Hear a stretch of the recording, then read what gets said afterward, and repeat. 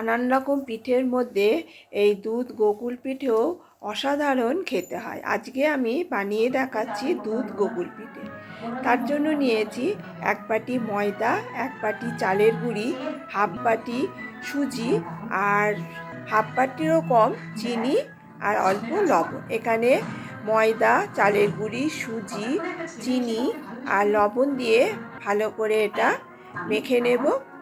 ভালো করে মেখে নেওয়ার পর অল্প অল্প করে দুধ দিয়ে ভালো করে ফেটিয়ে একটা ঘন ব্যাটার বানাতে হবে।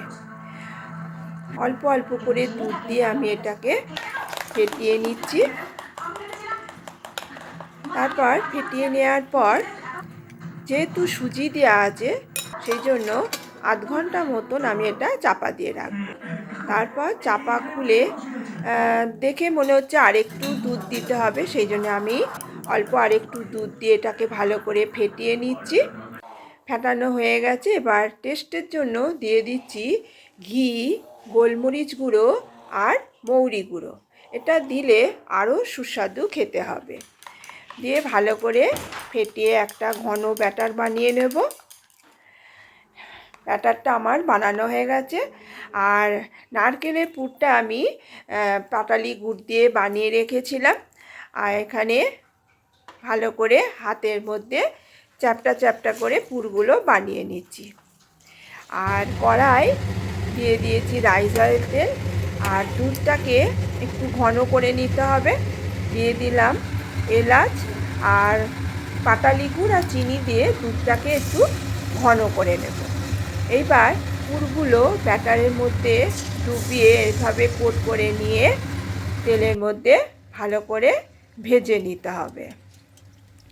ভালো করে ভেজে নেওয়ার পর দুধটা একটু ঘন হয়ে এলে পিঠেগুলো দিয়ে দেব।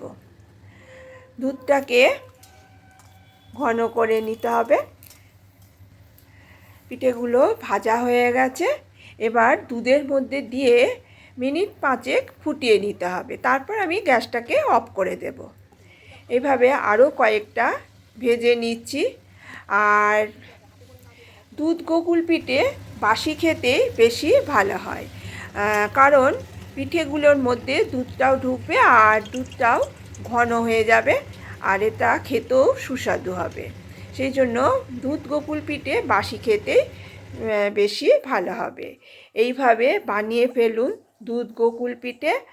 আর আরও রেসিপি দেখতে চাইলে সাবস্ক্রাইব করে দেবেন। Please subscribe me.